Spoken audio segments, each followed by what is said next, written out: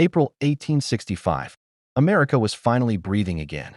After 4 years of blood, fire, and division, the Civil War was coming to an end.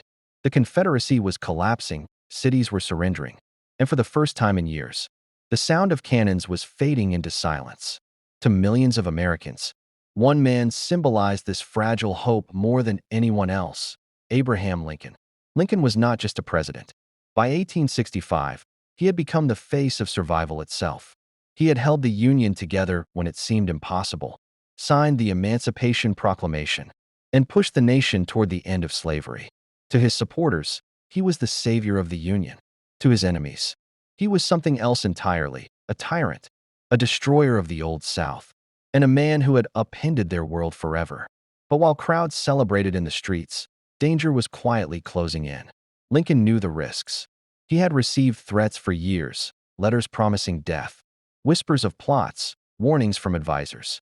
Friends urged him to increase his security. Some even begged him to stop appearing in public altogether. But Lincoln refused. He believed hiding would send the wrong message. The war was ending, and the president wanted Americans to see him, not as a distant ruler, but as a man among the people. Just days before his death, Lincoln gave his final public speech. In it, he spoke of reconciliation, not revenge. He talked about rebuilding the South, reintegrating former enemies, and healing a shattered nation. For many, these words were hopeful. For others, they were unforgivable. Among those listening was a man who saw Lincoln not as a healer, but as a target. John Wilkes Booth was a famous actor, a Confederate sympathizer, and a man burning with resentment. To him, Lincoln's victory was not peace, it was humiliation. Booth believed history would remember him as a hero if he struck back. And in his mind, the moment had finally arrived. On April 14, 1865, Abraham Lincoln made a simple decision. He agreed to attend a play at Ford's Theater in Washington, D.C. It was meant to be a night of laughter, a rare break after years of war. But history had other plans. That evening would not just end a life, it would shock a nation, alter the course of American history, and leave behind a mystery that still echoes today. And the fatal shot had already been set in motion. John Wilkes Booth was not a nobody hiding in the dark. He was famous, born into one of America's most well-known acting families. Booth grew up surrounded by applause, admiration, and privilege. By his 20s, his face was recognized on stages across the country. Crowds loved him. Critics praised him. He lived for drama, both on stage and off. But behind the curtain, something darker was growing. Booth was fiercely loyal to the Confederate cause. He believed the South had been robbed of its honor and identity. When the war turned in favor of the Union, his anger hardened into obsession. To Booth, Abraham Lincoln wasn't just a president. He was the symbol of everything Booth believed had been stolen. At first, Booth did not plan to kill Lincoln. His original idea was far more elaborate: kidnapping. Booth believed that if he could capture the president and exchange him for Confederate prisoners, he could change the course of the war. He gathered a small group of conspirators, men, who shared his resentment and were willing to act. They watched Lincoln's movements. They memorized his routines. They waited for the perfect opportunity. But the war ended too quickly. When Confederate General Robert E. Lee surrendered in April 1865, Booth's plan collapsed overnight. The prisoners he hoped to trade no longer mattered. The South had lost, and Booth felt history slipping through his fingers. Then came Lincoln's speech supporting limited voting rights for formerly enslaved men. For Booth, this was the final betrayal. He raged to friends that Lincoln had to be stopped, not kidnapped, not threatened, eliminated. Booth convinced himself that killing the president would avenge the South and make him immortal. And he wasn't acting alone. The plan evolved into something far more dangerous: a coordinated attack, meant to cripple the U.S. government in a single night. While Booth targeted Lincoln, others would strike Vice President Andrew Johnson and Secretary of State William Seward. It was chaos by design. Booth had one crucial advantage: access. As a famous actor, he knew Ford's Theater intimately. He knew the hallways, the staircases, the blind spots. He knew exactly where the president's box was and how to reach it unseen. On the afternoon of April 14th, Booth learned Lincoln would attend the play Our American Cousin that night. The opportunity he had been waiting for had finally arrived. As evening fell over Washington, Booth prepared himself. not as an actor, but as an executioner. And the stage was set for a moment that would freeze America in time. April 14th, 1865. Washington, D.C. was calm, almost joyful. The Civil War was finally over.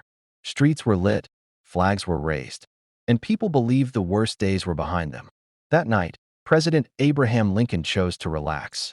He attended a comedy at Ford's Theater with his wife, Mary Todd Lincoln, hoping for a brief escape from years of bloodshed.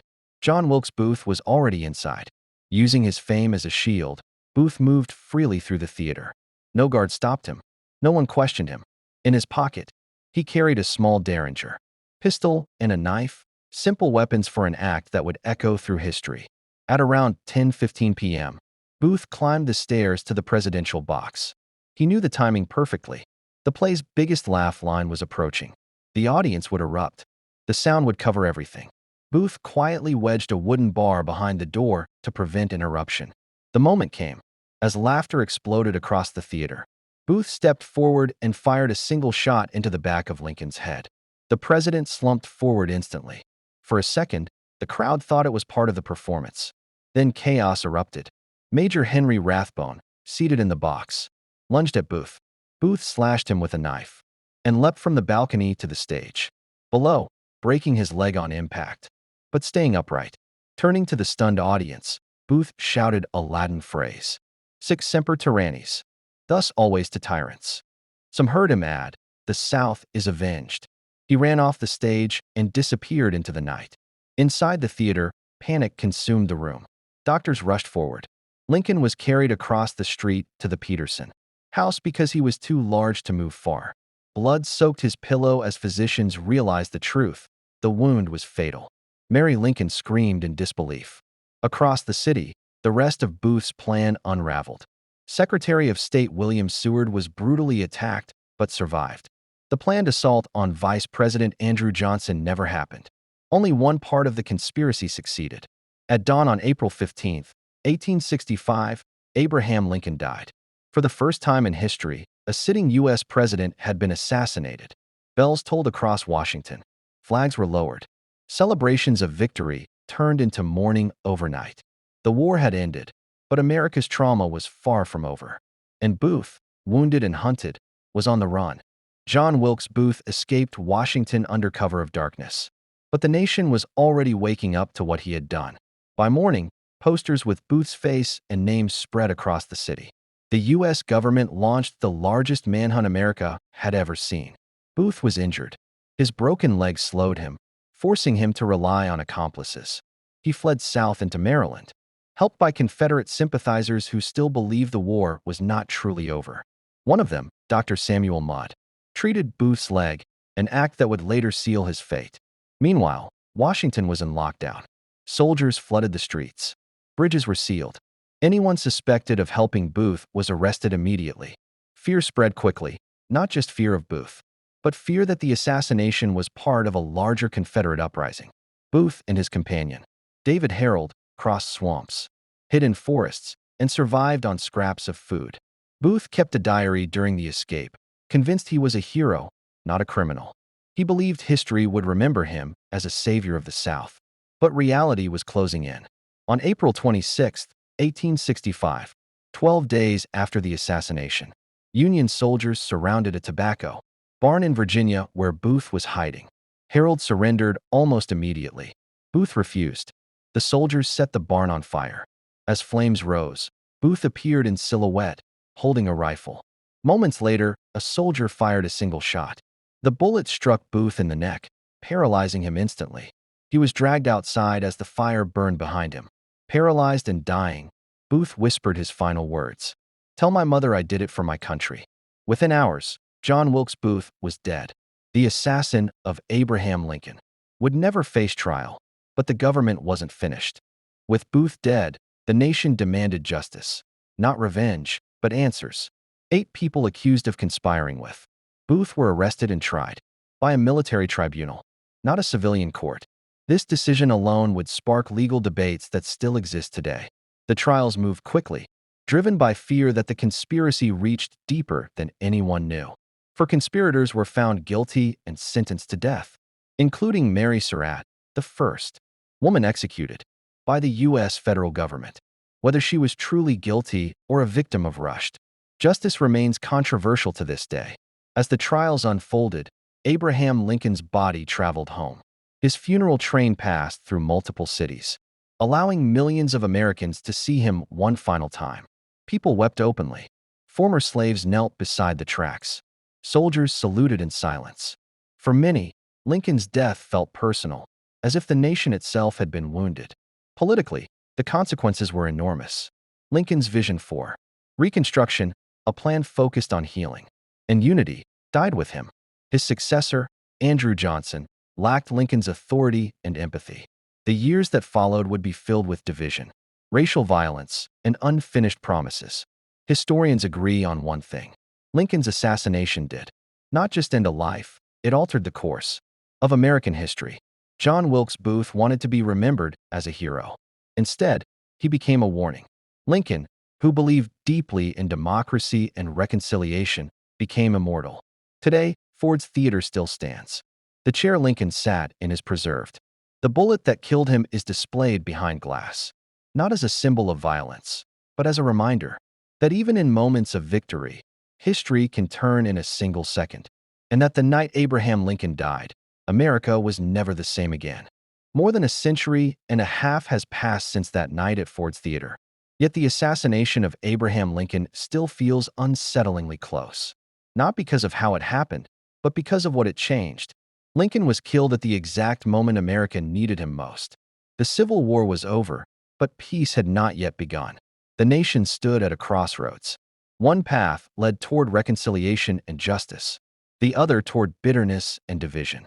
Lincoln believed deeply that the former, Confederacy, should be brought back into the Union, with malice toward none, with charity for all. His death removed the one leader capable of holding that fragile balance. What followed was not the future Lincoln had imagined. Reconstruction became chaotic. Racial violence surged.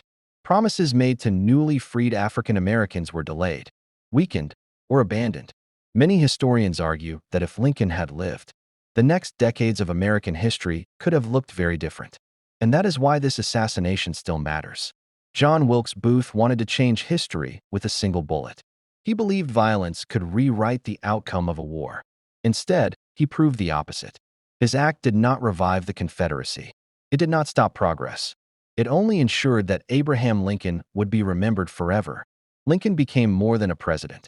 He became a symbol of unity over hatred, of democracy over extremism, of leadership grounded in moral courage. Every time America faces division, Lincoln's words are quoted again. Every time democracy feels fragile, his story is retold. Because the truth is simple. Abraham Lincoln did not just die that night. He entered history, and the echoes of that gunshot are still heard whenever a nation asks itself what kind of future it truly wants.